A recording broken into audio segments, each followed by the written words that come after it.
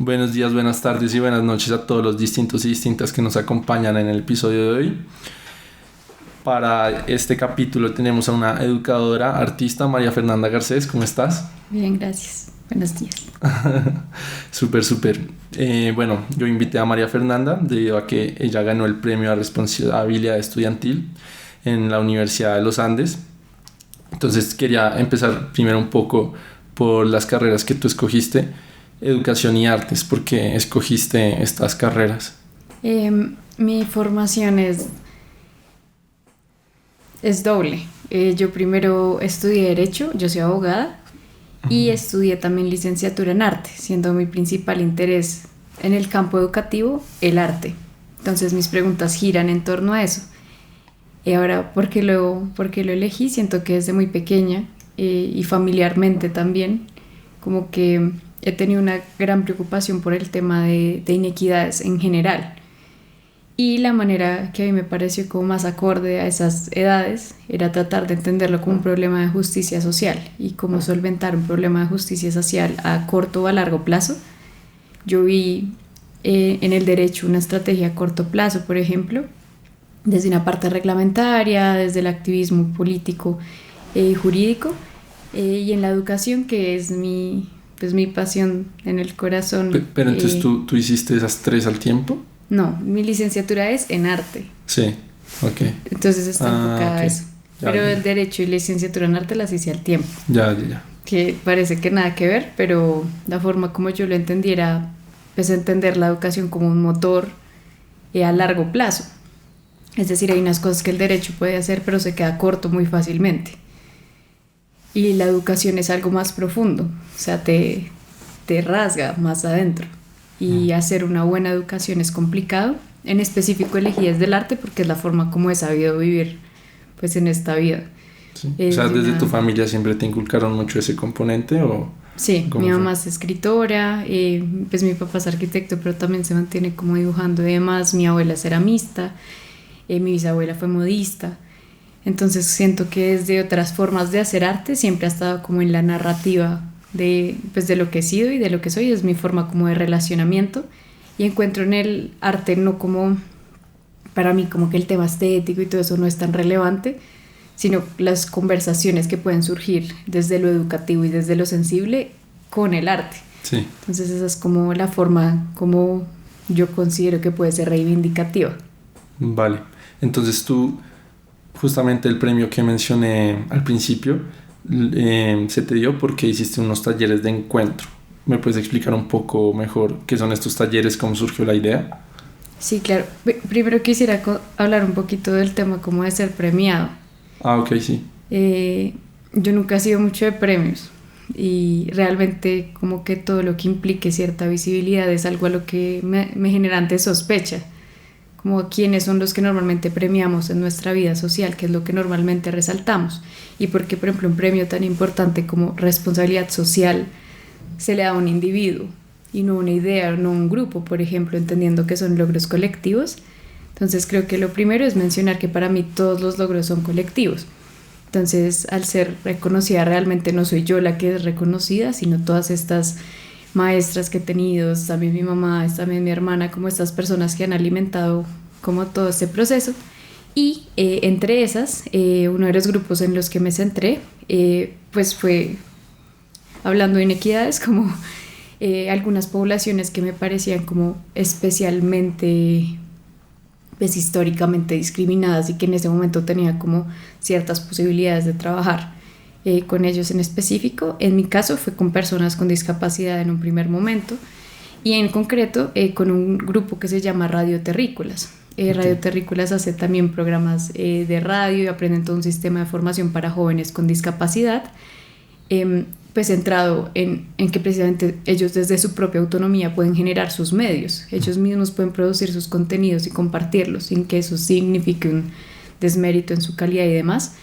Y a partir de eso entonces me conectaron con Radio Terrícola, y empezamos a hablar entonces cómo también desde esas poblaciones se puede hablar, por ejemplo, del derecho a la cultura, o el derecho a tener un arte que no es el mismo arte que normalmente vemos, sino que es un arte también propio, y es un arte que no tiene que estar en los estándares de lo que se pide o de lo que se quiere, sino que es un arte que precisamente es valioso porque es una resistencia a lo que normalmente se ha visto y se ha dicho que debe ser el arte, porque surge de otras identidades. Y dentro de lo que se dice normalmente que debe ser el arte, ¿nos podrías dar un ejemplo? Pues yo siento que normalmente se espera que, pues, sobre todo que la persona que produzca el arte sea una persona muy determinada. O sea, normalmente es una persona que se entiende, por ejemplo, como culta, una persona que se entiende también como normalmente desde una figura o muy masculina o muy femenina, pero no es de los espacios en donde normalmente vemos a los artistas. Por ejemplo, no es desde desde la población, por ejemplo, afrocolombiana, afrodescendiente, no es desde la población indígena, no es desde la población con discapacidad. Entonces siento que más bien lo que es o no el arte se determina por de quién esperamos que salga el arte. Ok, sí, es más de quién se espera, pero yo lo había tomado más como el producto final. Decoración. ¿No? Pues, o sea, yo siento que o es un tema o muy de élite o muy decorativo, porque acaban siendo pues piezas completamente muchas veces muy bellas, muchas veces muy centradas en una élite que solamente puede comprenderlo desde la normalización de lo que se espera. Pues ver, uno va a un museo y tiene ciertas estéticas que no son para todo el mundo, no son para la niñez, no son para, reitero, como todos, no son para muchos grupos poblacionales, es más, ni siquiera se pueden tocar, no se pueden oler. Okay. Entonces está como centrado en eso. Vale, y en este grupo de personas en condición de discapacidad, en este rango de condición de discapacidad, como que sí, ¿qué rango abarca?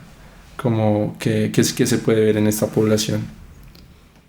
Pues siento que son sobre todo como las poblaciones las que deciden qué quieren mostrar y qué quieren ser, y de pronto una persona como yo, que es como una educadora que termina estando como en contacto con otras poblaciones, lo que hace es más bien como ponerse al servicio de lograr eso, como desde las herramientas que yo tengo logramos lo que tú quieres hacer. Y en ese sentido, pues las posibilidades siguen siendo infinitas desde el arte. Ahora, las preguntas que uno se hace sí son distintas. Porque entonces, por ejemplo, lo que nosotros hacíamos estaba más centrado a preguntarnos, pues entonces, ¿cuáles son mis derechos como persona con discapacidad? Y cómo el arte puede ser un medio para, por ejemplo, denunciar o para expresar o para fortalecer o etcétera, entendiendo también que había diferentes como recursos para hacerlo visible. Vale, sí, pero me refería más a esta condición de discapacidad, ¿era más física o qué tipo de discapacidades se veían en estos grupos? Pues de todo tipo. Ok. Entonces, o sea, no se centraron, digamos, en personas con discapacidad visual o auditiva, sino que era de todos los tipos. Exacto, entonces también implicaba como, pues también física, o sea, implicaba como, pues también sensorial, que para el arte es todo un reto, porque uno le enseñan que el arte es pintura, que es dibujo, pero qué tanto sentido tiene para una persona que no veo, que ve de otra manera, dibujar o pintar. Entonces también es como entender que más bien los medios son los que deben disponerse a la persona. Uno no debe esperar desde el arte que todos acaben siendo iguales, sino que precisamente desde cada diferencia las personas crean y son. Entonces creo que ahí es donde está como el punto de la creación artística desde otros puntos de vista. Ok, entonces digamos en uno de estos talleres, ¿nos lo podrías describir de inicio a fin? ¿Cómo se da normalmente este? Pues siento que mi formación como pedagoga como que implicó como unos cambios en lo que yo esperaba que pasara, y para mí un primer punto importante es como generar genuina confianza, no como una confianza de mentira, sino como relaciones, pues al menos como de cuidado en lo que estamos haciendo, y eso implica conocer, eso implica presentarse a profundidad y poder pues hablar de lo que se espera, por ejemplo. Seguido a eso, siempre, pues el segundo paso para mí siempre es preguntar, como, ¿y ustedes pues qué saben de esto? No es como suponer que yo soy la que sé y que voy a decirte todo lo que sabes si tienes que hacer o no. Sí, perdóname, entonces por ahí, ¿cuántas personas son? ¿Cuántas profesoras, profesores son? Pues hemos tenido diferentes formatos, más o menos han sido entre 15 jóvenes, y los maestros somos distintos porque, por ejemplo, yo estaba más encargada como la parte de artes plásticas y en algún momento como una parte de una relación entre el derecho y las artes, pero también había profesores, por ejemplo, más asociados a la danza, a la fotografía, que eso quedó más plasmado, por ejemplo, en una plataforma digital que da como, que consigna como esas clases para que cualquier persona pueda acceder a aprender al arte de manera gratuita y pues a sus ritmos también. Entonces como que dependía mucho del objetivo de lo que estuviéramos haciendo en ese momento. Ok, ok. Y todas las profesoras, profesores eran voluntarios que se sumaban a la causa. Pues en general lo que se hacía era que eran personas como contactadas pues precisamente porque pues tenían como esa sensibilidad y demás. Lo que pasó en un inicio, o sea, muchas veces o sea, todos eran personas igual voluntarias y a veces había como ciertos reconocimientos o remuneración económica que también o sea, no creo que sea como en desmérito como de lo social que se hace, que siento que muchas veces también se espera que lo social sea como esta idea abnegada en donde las personas que buscan servir tampoco, pues o sea, como que son desinteresadas de un mundo como material. Yo creo que en muchos sentidos no es para nada la prioridad, Okay. pero que siento que a veces no se tiene, más bien no se puede desligar a veces. Vale, pero bueno, entonces en este relato de cómo es un taller de inicio a fin, em, listo, entonces ya te sientas con los estudiantes, digamos, y listo, cómo empiezan, cómo se desarrolla al inicio, qué temas se tratan. Pues siento que el inicio no es distinto como lo sería con cualquier otro estudiante. Siento Ok. que también parte como de entender que uno es lo que es y que son personas pues normales, todo el mundo es normal en ese sentido, como que no hay tampoco que hacer como una distinción específica, más allá de reconocer las diferentes capacidades que hay en diferentes temas, que no son distintas a las que uno también puede tener, pero que hay que tener presente. Pero en general siento que es un relacionamiento como en donde tú simplemente estás conociendo a las demás personas desde la pregunta, ¿quién eres?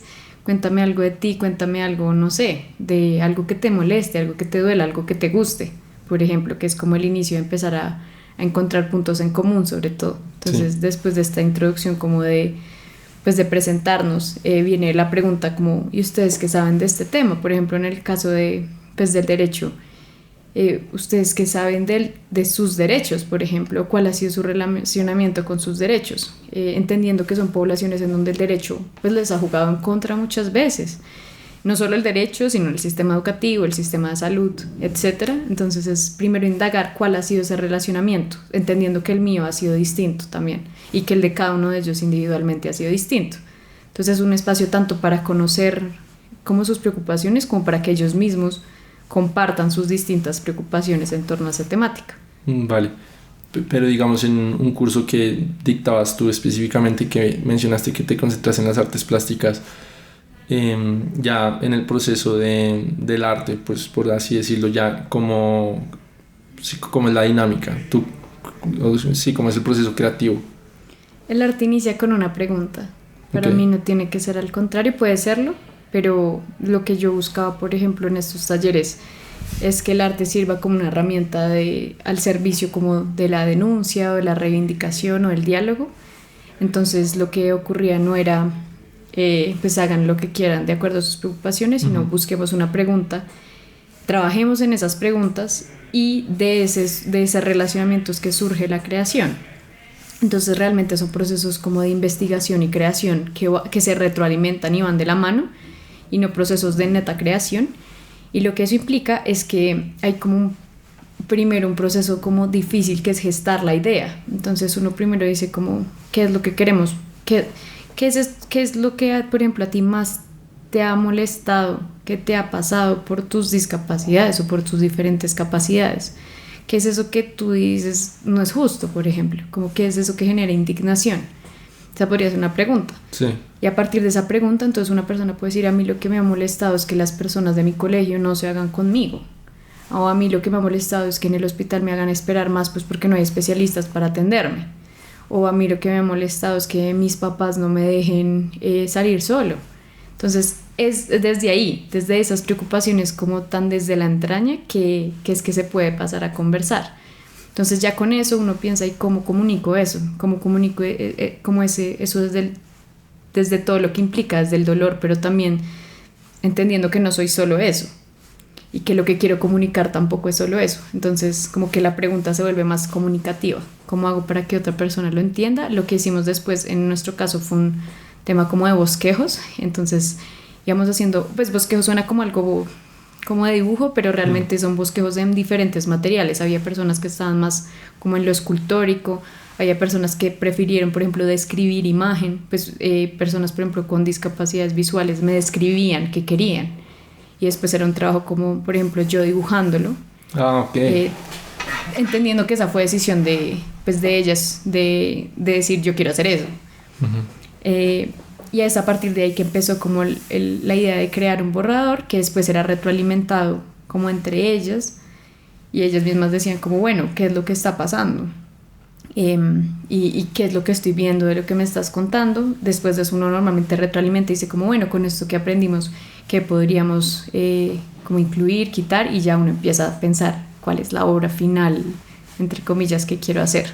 Okay. Y de ahí nace. Sí, y entre todas estas obras que retroalimentaste, viste, ¿quisieras contar alguna que te marcó, que te pareció demasiado chévere? Pues unas, como en este ejercicio también de quién soy yo, ese ejercicio no lo hicimos desde la palabra, sino también desde los dibujos y desde los otros medios. Entonces, al explicar quién era yo, se hacían unos dibujos como autorretratos de lo que soy. A mí me parecieron completamente maravillosos y sobre todo como muy profundos. Perdóname, o sea, cada persona hacía un autorretrato de sí mismo. Sí. Ok, pensé que todos de ti. No. Ya. No, de sí mismos. Sí. Y creo que es completamente maravilloso como entender no solamente cómo nos expresamos diferente, sino cómo nos vemos diferente. Entonces, como otras zonas en donde yo nunca había visto dibujos como tan detallados, por ejemplo, un ombligo, una sonrisa como enorme, eso como que decía algo.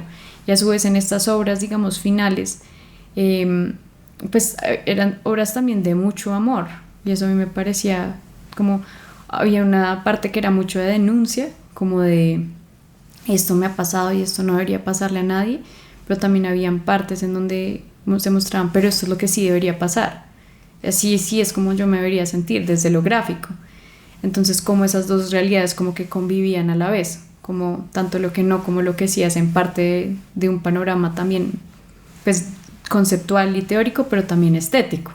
Entonces eso me pareció importante. A mí el tema en específico de la salud y de la atención y de los servicios en salud pues me parece sumamente grave. Como la diferencia que hay entre esa población. Entre la dificultad que hay de acceder a servicios de salud, pero también a comprender que una discapacidad no es solo salud y que una atención integral realmente pues implica, pues por un lado una decisión autónoma, pero implica también entender que estos no son temas, pues son temas más sociales que de salud, y aún así pues pues hay como todo un discurso de que esto es una enfermedad. Entonces, pues cómo se ve esa mirada como clínica desde las discapacidades es algo que a mí me toca mucho y que se trabajó también en las obras. Ok, y en estos talleres, entonces, siempre se tocaba mucho el tema de los derechos. Entonces, te tocó un episodio en el que, no sé, en una relatoría en el que les explicabas ciertos derechos que tienen como población, como que se sorprendían porque no tenían esta información, nadie nunca les había dicho. Creo que en general, pues el desconocimiento al derecho es un tema como nacional. Sí. Y no digo que, o sea, yo entiendo las razones, el derecho es muy aburrido muchas veces y es muy complicado y no se escriben los términos que la gente lee, se escriben palabras raras. Siento que tanto el derecho como la economía, por ejemplo, yo soy economista, siempre es buscar la palabra más compleja para que no cualquiera lo pueda leer, y eso me parece gravísimo. Por ejemplo, la reforma pensional o la reforma a la salud, uno va a leer esas propuestas y son en términos que no cualquiera podría leer, y pues si son cosas que va a afectar a la mayoría de la población, pues se debería cambiar el lenguaje para que sutanito o fulanito o un profesor titular en los Andes pues pueda leer todo y se pueda entender. De acuerdo, y además en diferentes lenguajes, porque también es, o sea, suponer que hay un lenguaje para todos también es irreal, pero entonces como generamos distintos lenguajes que nos permitan entendernos. Entonces, ¿cómo le hablamos a los niños? Pero ¿cómo le hablamos también a X y Y poblaciones? Como cuáles son los medios que realmente escucha la gente y entiende. Entonces siento que en el derecho eso ocurre mucho y en especial en población con discapacidad. Pues siento que también es pues en este grupo en específico hay como mucha conciencia de ser un grupo social de personas con discapacidad o con capacidades diversas que han hecho, pues que hacen parte de esto. Entonces como que entienden, como que hay un marco específico de derechos que les es distinto porque reconocen esa identidad, pero la mayoría, o bueno, muchas personas con discapacidad o no lo reconocen o se avergüenzan de eso, pues porque les han enseñado toda la vida que es una razón de vergüenza. No es una razón de orgullo, por ejemplo, de simple cotidianidad. Entonces creo que el tema de haber hablado, por ejemplo, con ellos de derechos, pues sí fue como cosas que no sabían, pero sí tenía una perspectiva como de grupo social importante. Eso lo hice también con otros compañeros, entonces fue un proceso de mucho aprendizaje para todos, en donde también entendíamos cómo, pues primero entonces hay que hablar de derechos humanos, después quizá empezar a hablar como entonces derechos humanos específicamente de esta población y después pues uno qué hace con los derechos y eso también explicarlo de una manera muy distinta a la que nos lo enseñaron, pues porque no iba a funcionar como nos lo enseñaron. Sí, de acuerdo. Entonces es como toda una estrategia también de entender que lo que uno acaba enseñando es otra cosa a lo que aprendió y que eso está bien porque lo que uno a la larga pues quiere enseñar no es el tema como leguleyo y que se sepan los artículos, que se sepan bla bla bla, sino que hay algo que los protege, que debería hacerlo, pues porque llevan mucha historia con un derecho que los ha desprotegido y con un sistema pues liberal, colonial, patriarcal que sigue haciéndolo.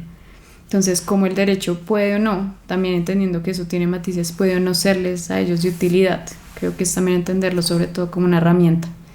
Sí, y con una anterior invitada, saludo a Ana Paola Peraza, también hablábamos de que ella trabajó por mucho tiempo con niñas en condición de vulnerabilidad que fueron violentadas y ella me decía que un primer acercamiento con ellas era muy difícil porque desarrollan un caparazón y digamos que les es muy difícil abrirse.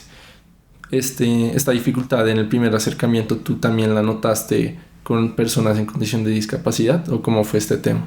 Yo siento que no es una dificultad, siento que uno a veces supone que por ser quien es, las personas deberían un poco como atender a uno o abrirse a uno. Yo creo que eso es uno se lo tiene un poco que ganar, sí, y eso requiere tiempo. Claro, o sea, claro. Me refiero, en general como docente, lo que yo siento es que uno tiene que armarse todo un sistema de cuidado que haga que esa persona se sienta confiada contigo. Como que no es, o sea, obviamente uno tiene que ir con las mejores intenciones, con toda la calidez posible, pero eso se tiene que demostrar también en actos de preguntar. Por ejemplo, hay alguno acá que quiera decirme algo, o bueno, puede no ser en este momento, pero cuando quieran se pueden acercar a mí y decirme si necesitan algo, si se sienten o no cómodas o cómodos haciendo esto, sí. Y yo lo voy a cambiar, o sea, como no lo duden, lo voy a cambiar y lo voy a hacer. Como que siento que es un tema como a largo plazo, pensarse en la confianza. Creo que en ese sentido, pues me considero cuidadosa y he intentado como serlo, pero también como limitada en entender que las preguntas que tengo que hacer pues pueden ser preguntas que generan dolor, y en ese sentido yo entiendo mucho lo que ella dice como de una caparazón, pues porque ¿quién no? Hay cosas que duelen mucho, entonces sí. Pues es importante también como protegerse y respetar también en los demás como todo lo que ha implicado también esas cargas que han tenido y aprender dónde preguntar y dónde no, qué cosas que no hay que abrir. Y eso también está bien. Sí, digamos, el mensaje de ella fue prácticamente lo mismo, que siempre hay que ir como con mucha paciencia y respeto, lo que tú dices, porque es entender que esta gente pues ha vivido muchas cosas, y lo que ella decía es que muchas personas llegan como voluntarios a ayudar de, bueno, sí, ¿qué necesitan? Venga, y se extrañan cuando de pronto estas personas pues no se abren a la primera, pero es entender esos espacios y lo que tú dices siempre con mucho respeto, pues porque no son fáciles, o sea, ayudar no es así de fácil. De acuerdo, y creo que también uno tiene que entender cómo uno a qué va y cuál es el rol de uno.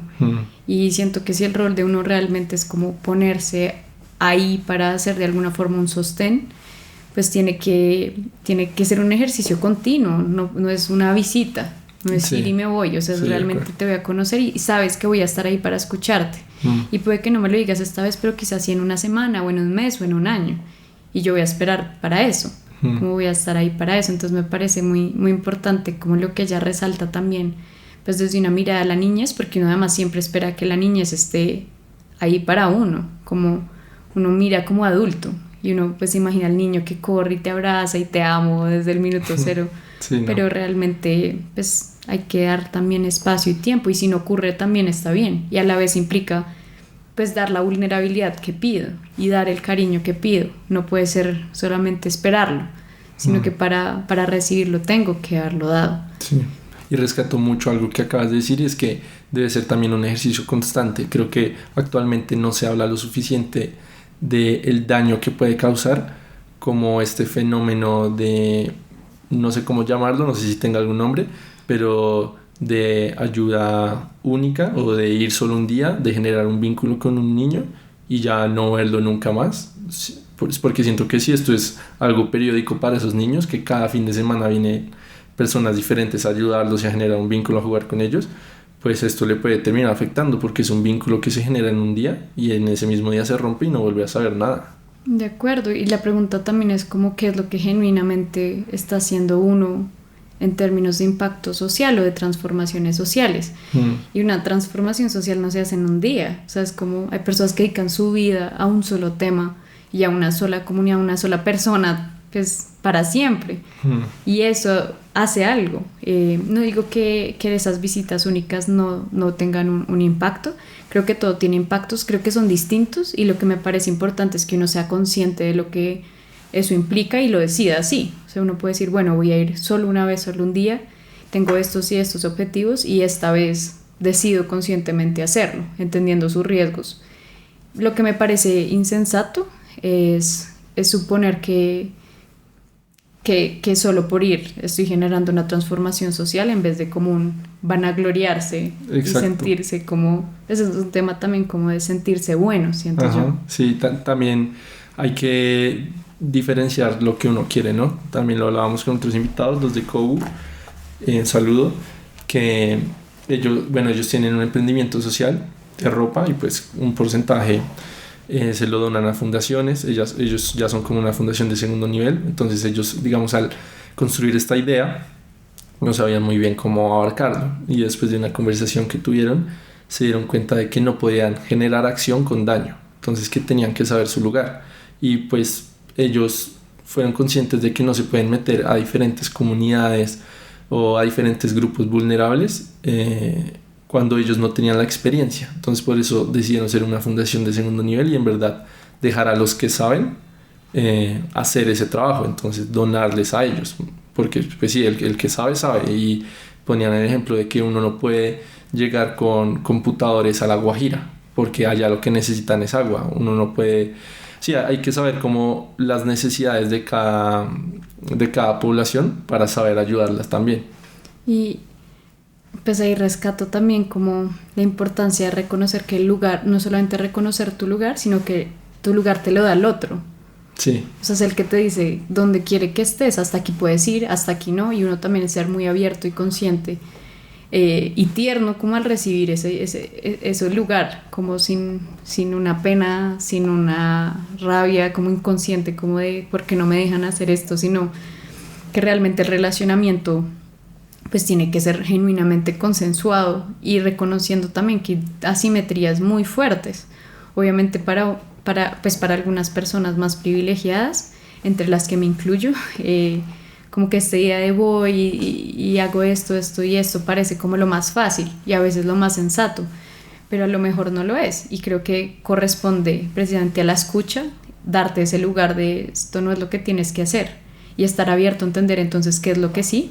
Ahí resalto también las palabras de Catalina, Cata. Un saludo a Cata. Un saludo a Cata. Que siento que con ella y otras mujeres como asombrosas hemos aprendido mucho a pensarnos cuál es nuestro lugar, como en el mundo, pero también en el mundo intercultural, en el mundo académico, en nuestro mundo como mujeres, por ejemplo. Y reconocer como lo que eso implica para nuestro trabajo y reconocer lo que eso implica también para nuestro relacionamiento con el mundo, entre otras, que es, pues, yo tengo un montón de herramientas que por suerte además tuve, porque tuve una familia amorosa, porque tuve un colegio que me dio XY 20.000 cosas, porque estuve en una universidad que además me dio un montón, pero eso que yo tengo, ¿para quién o para dónde? Y la respuesta para mí no es... no corre, o sea, no debe estar acá adentro, sino precisamente allá afuera. Y ahí es donde empieza un diálogo genuino, siento yo. Bueno, y también un tema que tú tratas es el arte, más allá de una finalidad estética o superficial, tiene que ser una herramienta de entendimiento con el mundo. Esto, ¿cómo lo has desarrollado en estos talleres y cómo le comunicas esta idea a los estudiantes? Pues lo primero es decir como que para mí en general esas relaciones como de estudiante, profesor, como rígidas, pues cada vez se han desmoronado más, no me gustan. Sí. Entonces creo que sobre todo el arte como entendimiento es el arte como una manera de reconocer que lo que tú estás haciendo y lo que tú eres y lo que quieres y lo que te interesa es tan válido como lo que a mí me interesa, como lo que a mí me interesa crear, etc. Entonces creo que es sobre todo como una forma de tomar una postura y de reconocer que hay muchas maneras de hacer arte y que en tanto a eso es una forma de generar una sensibilidad distinta al ver, al sentir, al tocar, pero también al expresar, también al resistir. Entonces creo que parte por validar estas otras formas de expresión artística, que son las formas verdaderas como entendemos el mundo, y que no deberían ser como tampoco como jerarquizadas, que no son jerarquizables, pero que lo que sí buscan, o al menos lo que yo encuentro importante en el arte, es esta posibilidad de imaginarte otros mundos posibles, que sin ti no existen, sin que los pienses no existen, pero con el arte existen. Entonces cuando tú estás pensando constantemente en este otro mundo posible, un mundo por ejemplo sin tanto dolor, eso solo existe en el arte, no existe tan fácilmente acá. Sí. Pero lo tienes que imaginar para hacerlo. Sí. Lo tienes que poder imaginar para saber hacia dónde vas. Y creo que a mí el arte en cuanto a imaginación es eso. Y ya cuando tú puedes imaginar, puedes hacer. Entonces eso me parece importante del arte y por eso digo que es una forma de entendimiento con el mundo. Pero no con el mundo que es, o sea, con el mundo que es sí, pero sobre todo con el mundo que puede ser o que ha sido. Sí. Entonces es como resaltar eso que uno desea genuinamente, social e individualmente. De acuerdo, de hecho en el primer capítulo de este podcast pues tuve la fortuna de entrevistar a mi papá y él nació y es de San Agustín, un pueblo del Huila. Uh-huh. Y yo le preguntaba como sobre su gusto por la lectura, porque él es la persona que yo conozco que más lee, pues mira, todos estos libros acá. Y yo le preguntaba si fue desde chiquito. Entonces, que sí, que su primer libro lo leyó como a los 13 años, un libro de Julio Verne. Y le preguntaba como por qué se fascinó tanto. Y creo que dijo justamente las mismas palabras, que la lectura le permitía transportarse a otras realidades, a otros mundos que él no conocía y que de otra manera no se podía haber imaginado, porque pues en un contexto de un pequeño pueblo en Colombia donde todo llegaba muy tarde, la realidad pues era muy distinta a lo que se podía ver en la ciudad o lo que es ahora el mundo actual. Él no se podía imaginar esos mundos y la lectura le permitió como romper esas barreras y soñar con todo eso. De acuerdo, y también los mundos de adentro, como quién soy, quién quiero ser. Sí. Siento que es como todo un tema que solo existe en virtud del arte. De acuerdo. También vi que has tenido experiencias y trabajos con la población indígena Arhuaca. ¿Cómo ha sido un poco este trabajo? ¿En qué se han enfocado? Pues lo primero es como contarte lo feliz y orgullosa que me siento de estar ahí como como me siento muy afortunada, como genuinamente suertuda, de poder, en general, como con las personas con las que he trabajado, pues es una fortuna total. Entonces, pues sí, para mí el relacionamiento, por ejemplo, lo que he aprendido, con lo que al principio yo entendía con una población indígena, pero que después entendí que era realmente con personas que se convertían también en mis amigas, Claro. y en mis amigos.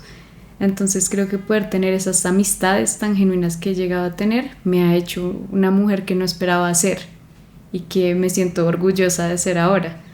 Entonces, pues lo que he aprendido desde sus ríos, pero desde su pensamiento también, desde su tejido, desde sus labores de cuidado, desde sus palabras dulces, eso me ha fortalecido.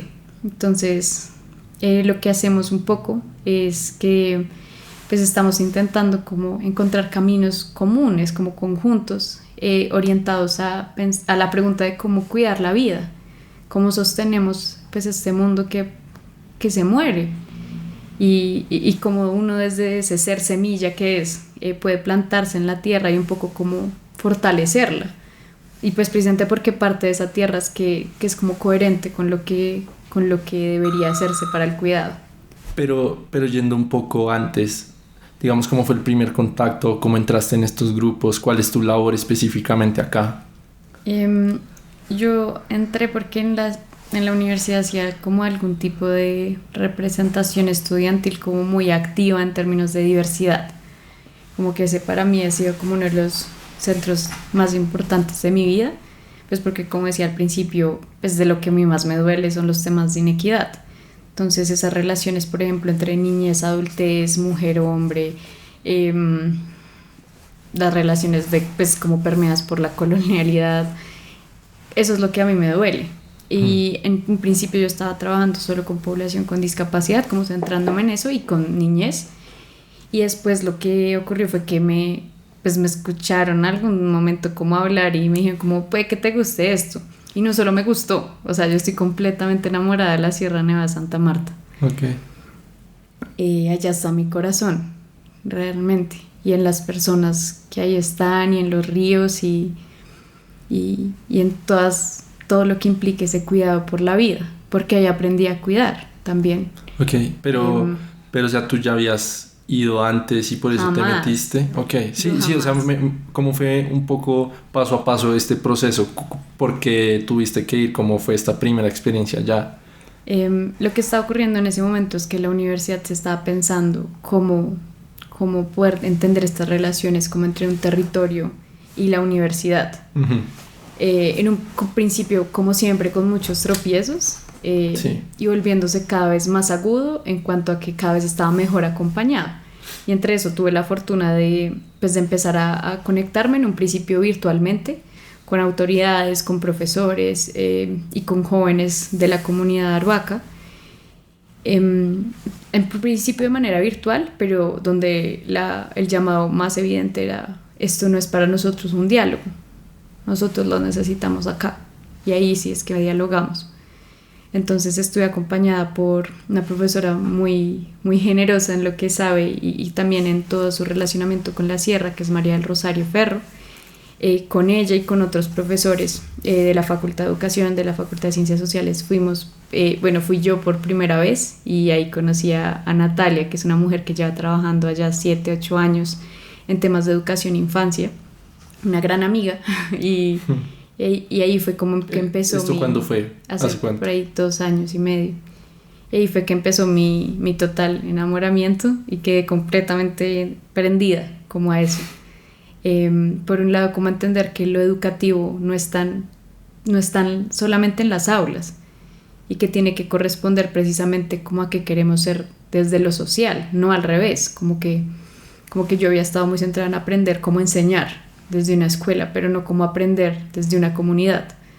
Entonces creo que fue todo un pensarse distinto, lo que es aprender y enseñar y dónde se da, y sobre todo un pensarme distinto a mí en relación con el mundo. Siento que más allá de mi familia nunca pude generar como unos lazos fuertes de un ser plural, y a partir de ahí me vivo desde lo que somos, no desde lo que soy, y entender como todo lo que eso implica en la ética, pero también en el diálogo y en mi cotidianidad, como que implica que, por ejemplo, entiendo que mis labores sociales están en complementariedad con la de otros y que tengo que ser crítica pero tierna, y que mi palabra importa pero también mi silencio, y que la escucha generosa es importante y no es algo menor, y es igual de válida como la palabra generosa. Entonces creo que ha sido todo un proceso de aprendizaje. Ahora mi rol, más bien todo ese momento mi rol es, como te digo, yo soy una enamorada en un principio yo creía que era la educación, cada vez me doy más cuenta que estoy enamorada de aprender y enseñar, entendiendo que van de la mano, y que lo que más quiero es aprender, es para enseñar y seguir aprendiendo para seguir enseñando.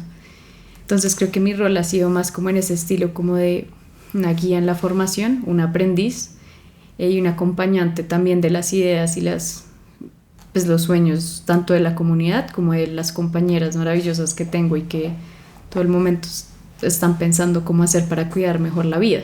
Entonces un poco mi rol es ese. Ahora más formalmente pues estoy articulando como todo este relacionamiento entre la alianza, pues que es como una alianza entre la Universidad del Cabildo Arhuaco.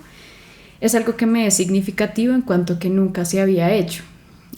Como que en muchas ocasiones la población, pues más bien las personas de grupos indígenas no han podido acceder a educación superior, y por otro lado pues la educación superior se ha quedado corta en atender a las necesidades y a la enseñanza como pertinente que se requiere en los territorios. Entonces tratar como de abrir diálogos en torno a eso, es preguntarnos cómo entender una formación en territorios en donde pues las preguntas nacen de allá, no nacen de la academia abstracta, no nacen de un centro europeo ni gringo, ni de un hombre detrás de un escritorio que está pensando algo ajeno a lo que le importan a las niñas de la comunidad, a las mujeres de la comunidad, a las autoridades, como que recoger precisamente esas preguntas. Y que no son preguntas menores, son preguntas de las cuales un poco se sostiene y parte una cultura, y una cultura que está constantemente amenazada, porque constantemente la quieren cambiar o transformar o eliminar, pues porque hay todo un sistema pues colonial, pero también liberal, pero también del capital, que no acepta esas formas de vida. Entonces es pensarse como el conocimiento y el arraigarse a esas formas culturales es verdaderamente una forma de resistir socialmente, que no es la forma que nosotros conocemos, pero que sea desde las cocinas, desde el tejido, pero también desde la palabra, y que se puede dar desde herramientas también como interculturales. Pero un poco también mi rol ahí es desde esa interculturalidad, no pensándome obviamente como indígena, no pensando que soy igual, sino entendiendo cuál es mi rol ahí distinto y cómo puedo apoyar, por ejemplo, a mis amigas arhuacas, que son unas mujeres maravillosas, ¿sí? que hablan lengua desde su corazón, como que son las verdaderas mujeres que pueden defender su territorio. Entonces la pregunta es más como cómo hago yo para estar ahí para ellas y para ellos, que son pues, los custodios, quienes salvaguardan ese corazón de todos. Vale. Y digamos, entre tanta reflexión y preguntas que tratan de ser solucionadas, digamos, ya en la acción, ¿qué estrategias o planes han implementado o quieren implementar para dar solución a estos problemas? Listo, pues actualmente lo que se nos hizo como más relevante es entender que lo que tenemos que hacer es caminar en territorio. Caminar tanto físicamente, o sea, llegar a los diferentes sí, lugares, como caminar desde el diálogo y desde el pensamiento. Entonces, un poco lo que estamos haciendo ahora es tratar, pues llevamos unos años tratando de ver cómo pues cómo esto se puede alinear como con objetivos cada vez más claros, por ejemplo, de herramientas que queremos aprender, por ejemplo, la traducción. Y ahí, pues retomando palabras que seguramente dijo Cata, la traducción no es solamente entender las diferencias entre lenguas, sino cómo generamos entendimiento entre personas. También, por ejemplo, herramientas más relacionadas a la cartografía, porque pues son zonas también en donde el tema, como en todo el país, de las tierras, es un tema de conflicto y no es un tema menor, o sea, es cómo protegemos la tierra de un lugar sagrado, de un lugar ancestral. Y se va dando cuenta, sobre todo la comunidad, que a veces requiere de otras herramientas que antes no tenía, pues porque son las amenazas que ahora está teniendo. Entonces a lo mejor se requieren mapas propios, no los mapas que uno se imagina, sino mapas hechos y pensados desde las lógicas de allá que te permitan a ti proteger tu territorio. Entonces son como estas herramientas, tanto interculturales pero también muy propias y hechas propias, que se vuelven relevantes. Lo mismo con la producción audiovisual, cómo generar contenido soberano, cómo generar un material pedagógico propio, soberano también. No el que llega en unas cajas cada cierto tiempo, que puede ser útil, pero que no es el de uno, que tiene animales que no son los de uno, nombres que no son los de uno, palabras que no son las de uno. Entonces es como empezar a generar, pues ya hay muchos ejemplos, cómo fortalecer eso que ya está. Entonces eso es un poco lo que tenemos en la mente, en el corazón, es un sueño. Buenísimo. ¿Y quisieras compartir una experiencia puntual que te marcó en esta primera ida o en alguna ida a la Sierra Nevada de Santa Marta compartiendo con esta comunidad? Pues si se te ocurre alguna. Pues hay una persona que quiero mucho que se llama Norey. Siento que ir a su casa fue un sueño, igual que la casa de Clary. O sea, como que lo que resalto acá es como que las casas son un sueño, como es una forma de vida que yo nunca he tenido, y que me ha enseñado muchísimo, y además de que me han acogido como con los brazos abiertos y con un abrazo gigante y con comida deliciosa y demás, como que se han abierto también a contar tanto sus problemas como sus bellezas, como tanto las amenazas sobre las que están sus territorios y sus propias casas y sus propias familias, como aquello que les da como una identidad. Creo que esas son palabras que les agradezco profundamente, pero me es muy fácil, como yo cierro los ojos y me imagino allá, ¿no? O sea, y cuando estoy allá me imagino en mi casa. Entonces es como un proceso en donde se ha vuelto como un tema pues desde el corazón, y recordar, por ejemplo, esos ríos en donde me he bañado y donde los niños parecen peces, o recordar ese algodón que pasa flotando y se siente como un sueño. Es lo más cercano a un sueño que yo he tenido. Obviamente, pues como ese tipo de sueños, igual mi familia también es un encanto, entonces también es como un sueño, por eso lo asocio. Pero pues sí ha sido todo un proceso de aprendizaje, o aprender también de la lengua, como decirle, por ejemplo, a mis hermanas ciertas cosas, enseñarles algunos nombres, algunos animales. Ha sido como todo un proceso de aprendizaje, y en especial pues el relacionamiento con la niñez es algo que resalto. Con la niñez que a veces pues no tengo ni siquiera palabras para decirles, pues porque hablamos de otras cosas y en otras lenguas. Entonces como uno desde una mirada o desde el hacer comida, desde lavar ropa, puede relacionarse con otras personas. Eso me es cada vez más importante y es algo como que se queda en mí. También quiero hacer una reflexión sobre una frase, y te cito aquí de una entrevista que vi que te hicieron, y tú dices: hay que dejar de convertir el tema de la responsabilidad social como un tema de santos o de mártires, y empezar a entenderlo como una ética cotidiana, como actos diarios que realmente lo que hacen es acercarnos a las otras personas, y no pensándolas o imaginándolas únicamente, sino realmente poniendo las manos y el cuerpo para conversar con ellas. Con esta frase, pues sí, yendo un poco más profundo, ¿qué es a lo que te refieres? ¿Qué es el gran mensaje que quieres dar? Para mí creo que el gran mensaje es tomarse en serio que somos seres sociales, tomarse en serio que vivimos en comunidades, y que todo lo que pensamos, lo que hacemos, lo que comemos, lo que amamos, está en lo social. No somos individuos solos y aislados en el mundo, por más que queramos que así sea, por más de que un sistema, por ejemplo el capital, te lo diga, o un sistema colonial te lo diga. No estás solo, no estás sola, no eres sola, y nunca lo has sido. Y creo que es importante reconocerlo tanto desde lo humano como lo no humano, pero es ponerse ahí, como entender que tanto desde tu historia de vida como desde la historia del mundo, como desde las historias que nos generamos, desde las narrativas, somos porque somos una unidad.